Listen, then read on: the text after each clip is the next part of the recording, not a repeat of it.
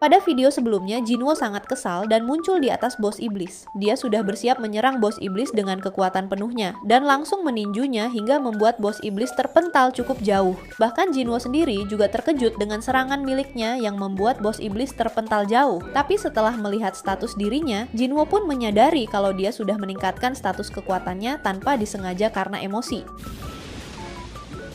Di sisi lain terlihat bos iblis yang masih hidup dan langsung mengeluarkan aura kekuatannya. Dia mengaktifkan skillnya yang membuat statnya meningkat sebanyak 50% hingga pengurangan damage yang dia terima. Kemudian bos iblis mulai menerjang dengan kecepatan yang juga sudah meningkat. Melihat hal itu, Jinwo pun panik dan memanggil Iron untuk melempar perisainya. Iron yang mendengar perintah itu juga langsung melemparnya. Jinwo berhasil menangkap perisai itu, sedangkan bos iblis mulai datang dan langsung menyerang. Beruntung dengan cepat Jinwo berhasil menahan serangan itu hingga membuat gelombang kejut di sekitarnya. Sambil menahan serangan itu, Jinwo berpikir untuk mencari celah dan menyerang balik. Lalu bos iblis mulai mengangkat senjata dan bersiap menyerang lagi. Menyadari celah itu, Jinwo pun langsung melompat dan sudah berada di depan bos iblis. Tapi secara tiba-tiba, bos iblis mengubah arah serangannya. Melihat hal itu, Jinwo pun panik dan menganggap kalau bos iblis juga sudah menunggu kesempatan ini. Jinwo terus berpikir untuk menggerakkan tubuhnya dan menghindari serangan bos iblis. Lalu, saat serangan itu mulai mendekat, Jinwo pun memiliki rencana. Dia mengaktifkan skill Dominator Touch untuk mendorong tubuhnya. Walaupun dia tidak bisa mendorong bos iblis, dia bisa memanfaatkan recoilnya untuk mendorong tubuhnya sendiri dan menghindari serangan bos iblis.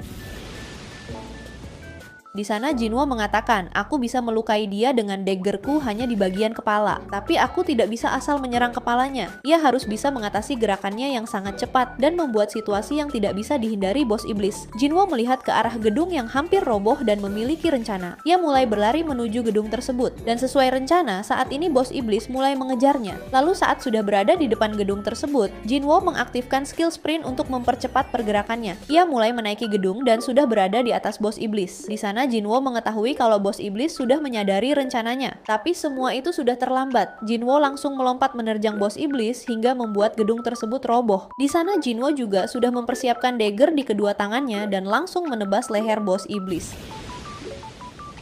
Jinwo berhasil mengalahkan bos iblis. Ia mendapatkan 4 item yaitu World Trees Fragment, sebuah kayu yang berasal dari pohon dunia, terdapat sihir yang kuat dan digunakan sebagai bahan untuk item sihir dengan kualitas tertinggi. Lalu ia juga mendapat item yang memiliki efek set, yaitu sebuah anting Demon Monarch meningkatkan 20 strength dan 20 vitality. Efek set akan diaktifkan jika item ini digunakan bersama dengan kalung dan cincin Demon Monarch. Selanjutnya yaitu Orb of Avarice, sebuah item yang bisa meningkatkan kekuatan serangan dari pengguna sihir. Tidak lama kemudian terlihat Igris mempersembahkan kepala iblis di hadapan Jinwo. Ia berhasil mengalahkan banyak iblis tingkat menengah ke atas. Lalu sedangkan Iron membawa kepala bos iblis. Di sana Jinwo pun merasa heran kepada Iron karena mempersembahkan kepala iblis yang Jinwo kalahkan. Tapi karena Iron sudah membantu dengan perisainya, Jinwo pun tidak mempermasalahkan hal tersebut.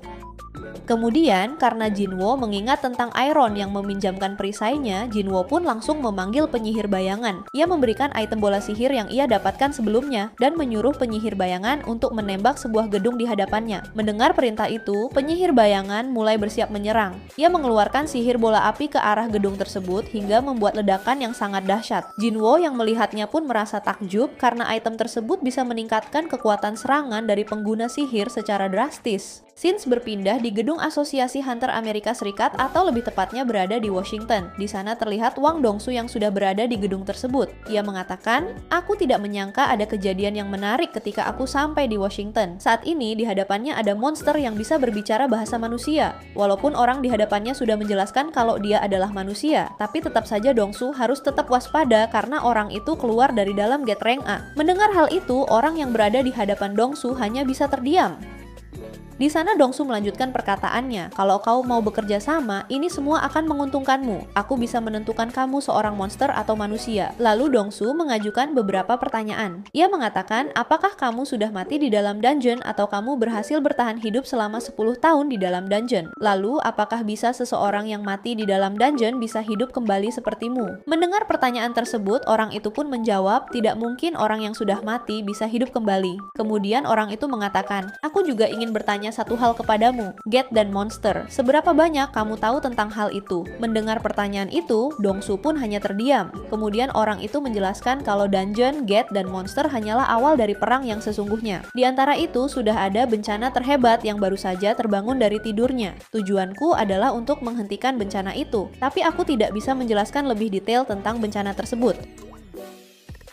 Mendengar hal itu, Dongsu pun mengatakan, manusia yang datang untuk menghentikan bencana tidak bisa memberitahukan bencana yang dimaksud. Bukankah kita bisa mengalahkannya jika saling bekerja sama? Lalu orang itu menjawab, kalau jumlah tidak bisa menandingi kekuatannya. Orang lemah yang bersatu hanya bisa digunakan sebagai bidak saja. Kamu yang lumayan kuat seharusnya sudah tahu masalah ini. Mendengar kata lumayan, Dongsu pun sedikit kesal karena sudah diremehkan. Kemudian Dongsu melihat identitas 10 tahun yang lalu dari orang itu saat masih menjadi seorang hunter. Nama orang itu adalah Sung Il-hwan. Dia adalah hunter yang sangat hebat saat masih menjadi seorang hunter. Lalu istrinya bernama Park Yung-hye dan mereka memiliki 2 anak. Tapi saat melihat nama kedua anaknya, Dongsu pun terkejut dan bertanya siapa nama anakmu. Di sana Sung Il-hwan pun menjawab kalau putrinya bernama Sung Jin-ah dan putranya bernama Sung Jin-wo. Mendengar hal itu, Wang Dongsu pun tersenyum dan mengeluarkan aura membunuh yang sangat kuat. Sedangkan Sung Il-hwan langsung menatap Dongsu dan bertanya, mengapa kau mengeluarkan aura membunuh? Jika kau tidak menjawab, aku akan menggunakan kekerasan.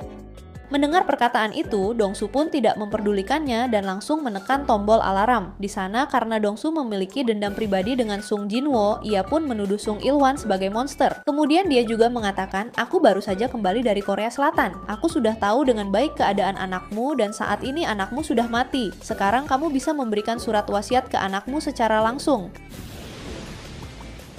Scenes berpindah di dalam kastil Istana Iblis. Di sana terlihat segerombolan pasukan mayat hidup yang dipimpin oleh iblis yang bernama Metus. Lalu dengan sangat santai, Jinwo pun memanggil Iron dan Igris untuk membuka jalan untuknya. Mendengar perintah tuannya, mereka berdua dan para prajurit bayangan lainnya langsung menerjang ke arah para mayat hidup tersebut. Iron dan Igris berhasil mengalahkan pasukan mayat hidup yang berada di hadapannya dengan sangat mudah. Sedangkan di sisi lain terlihat Metus yang terkejut. Jinwo sudah berada di hadapan Metus dengan tatapan yang mengerikan. Ia langsung melancarkan beberapa tebasan dalam sekali serang dan mengalahkannya.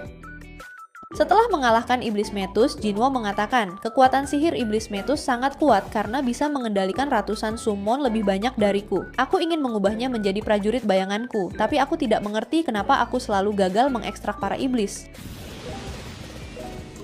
Kemudian Jinwo mendapatkan sebuah bahan untuk membuat Holy Water of Life dan item yang memiliki efek set, yaitu sebuah kalung Demon Monarch. Kalung tersebut meningkatkan 20 agility dan 20 intelligence. Saat ini dia sudah mendapatkan 2 set item. Kedua item tersebut meningkatkan 5 semua stat miliknya dan efeknya sama seperti naik level 5 kali. Sekarang tersisa 1 set item lagi, berarti masih ada 1 boss yang harus dikalahkan. Tapi misi yang diberikan oleh sistem sudah selesai. Jinwo sudah mendapatkan 10.000 jiwa iblis. Quest mengumpulkan jiwa iblis part 1 sudah berakhir dan Jinwo mendapatkan 3 hadiah. Hadiah pertama yaitu ia dapat memilih barang apapun yang ada di toko. Tapi sebelum memilih barang di toko, Jinwo pun berpikir terlebih dahulu. Ia mengatakan, jika aku memilih item yang seharga miliaran emas di toko ini, pasti item itu punya kemampuan yang sangat hebat. Tapi aku juga bisa mendapatkan equipment dengan menyelesaikan dungeon. Dan setiap hari aku bisa mendapatkan senjata yang lebih baik dari sebelumnya. Kalau aku memilihnya dengan ceroboh, nanti aku pasti akan menjual itemnya lagi ke toko. Jadi aku harus memilih sesuatu yang sangat aku butuhkan. Dan pada akhirnya Jinwo pun memilih hadiah Cursed Random Box. Sebelumnya dia sudah pernah mendapatkan Blast Random Box ketika menyelesaikan quest harian tersembunyi. Aku mendapatkan kunci ke kastil iblis dari Blessed Random Box tersebut, dan karena itu aku bisa menaikkan levelku dan mendapatkan item langka. Jadi saat ini tidak mungkin kalau aku tidak penasaran isi dari Cursed Random Box. Lalu terlihat Jinwo mendapatkan sebuah kunci tanpa deskripsi. Dia sedikit terkejut karena belum pernah melihat item tanpa deskripsi sama sekali.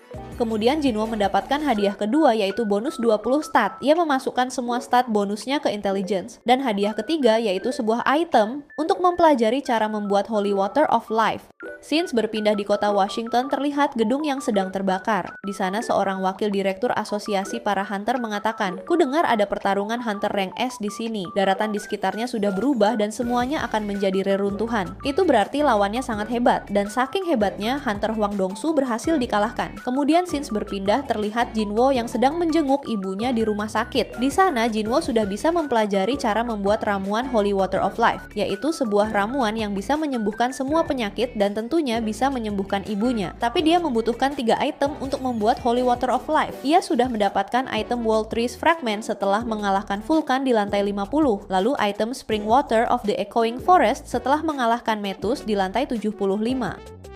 Dan item terakhir yaitu Purified Blood of Demon King, sebuah item yang belum Jinwo dapatkan. Tapi dia sudah mengetahui tempat untuk mendapatkan item tersebut, yaitu dari bos terakhir di lantai tertinggi di Kastil Iblis. Kalau dia bisa menyelesaikan Kastil Iblis, ia bisa mendapatkan semua bahan yang dibutuhkan untuk membuat Holy Water of Life.